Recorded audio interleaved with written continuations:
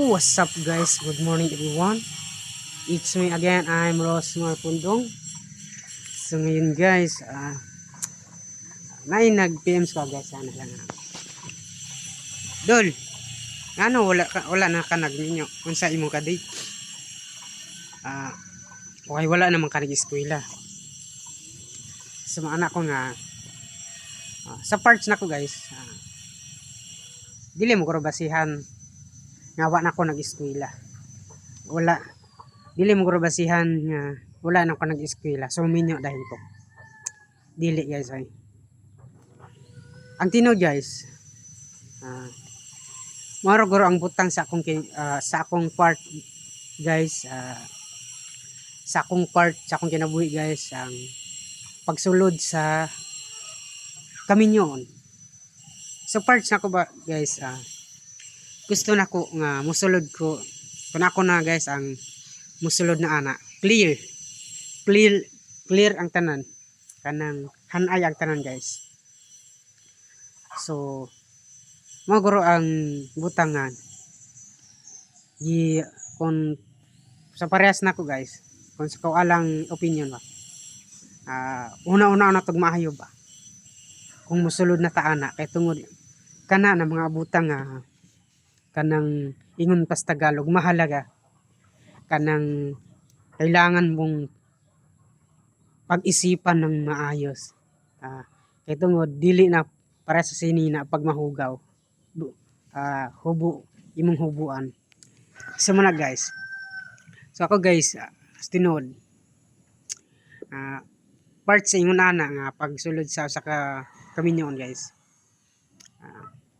actually guys, tinod lang pwede na guro kay siyempre may edad naman ta, pero wala nagabisa atong edad.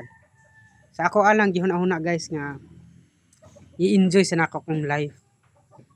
Ako asang i-enjoy akong life as ulitaw, murag enjoy sa nako guys. Pero anytime nga moabot na ang ang atong itinadhana namang para nato guys nga nakalaan na para nato ba, bisag dili nato na pangitaon, bisag dili nato na bisag dili pa nato na pangitaon, moabot ra na guys. Okay.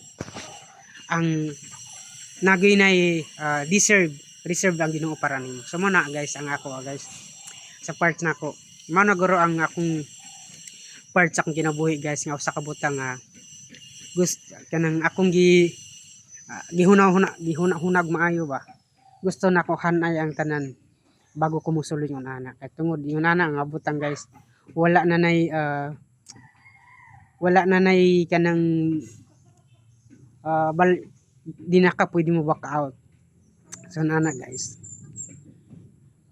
kay tungod yung anak nga butang importante kay na guys, kanang dili kay na seryoso kay nga butang.